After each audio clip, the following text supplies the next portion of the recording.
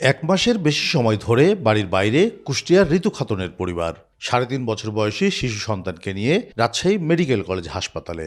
এখনও সন্তান সুস্থ হয়নি।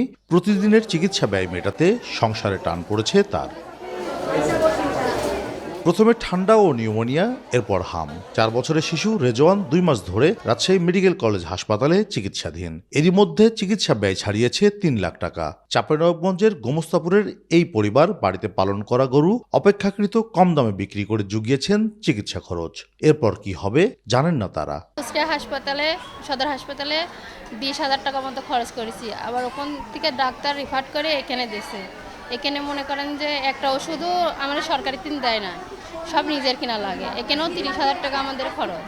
আমি কি করবো স্যার, আমি টাকা পয়সা কামাতে লাগবে, তখন আমার দুটো গরু আছিল, গরু দুটাকে আমি বিক্রি করলাম। অভিভাবকরা বলছেন হাসপাতালে সব ওষুধ ও ইনজেকশনের সরবরাহ থাকছে না, তাই বাইরে থেকে কিনতে হচ্ছে। রোগের পরীক্ষা নিরীক্ষার খরচও লাগছে। দূর থেকে আসা রোগীর অভিভাবকদের করতে হচ্ছে থাকা খাওয়ার ব্যবস্থা।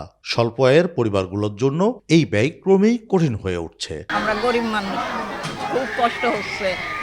হাওলার দেনা তৈরি নিয়ে এসে চিকিৎসা করছি। খরচগুলো হচ্ছে এখান থেকে মেডিসিন কিনতে হচ্ছে, তারপরে 3টা লোক আছে, 2টা বাচ্চা নিয়ে, এজন্য হচ্ছে আপনার চলাফেরা, খাওয়া দাওয়ার জন্য, এগুলো সব দিক দিয়েই আমার যে সংসারে যতটুকু আয় তার চাইতে অধিক পরিমাণে খরচটা বেশি হয়ে যাচ্ছে। জনস্বাস্থ্যবিদরা বলছেন সঠিক সময়ে হামের চিকিৎসা না নেয়ায় জটিলতা বাড়ছে, ফলে চিকিৎসা ব্যয়ও বাড়তে পারে। রাজশাহী মেডিকেল কলেজ হাসপাতালের মুখপাত্র বলছেন দেশের সার্বিক চিকিৎসার হাল এমনই। ৭০% পর্যন্ত চিকিৎসায় ব্যয় করতে হয় রোগীর পকেট থেকে। একটা মানুষ যখন বাইরে থাকবে এবং সে চিকিৎসাটা যদি সরকারি হাসপাতালে নেয় তাহলে কিন্তু এখানে কোনো কষ্টের প্রশ্ন আসছে না আর কি, তার স্টেইং খরচ যেটা সেটা।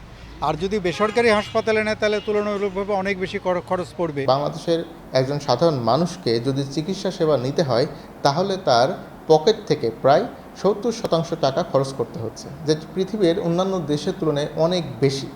তো এই বিপুল পরিমাণ টাকা দিয়ে যখন আপনি চিকিৎসা সেবা নিশ্চিত করতে যাবেন, স্বভাবতই এটি কষ্টসাধ্য এবং ব্যয়বহুল। তবে হাসপাতাল কর্তৃপক্ষ দাবি করেছে হামের উপসর্গ নিয়ে ভর্তি হওয়া রোগীদের চিকিৎসা ও প্রয়োজনীয় ওষুধ সরবরাহে সাধ্যমতো চেষ্টা করছেন তারা। কাজী শাহেদ, দেশ টিভি, রাজশাহী।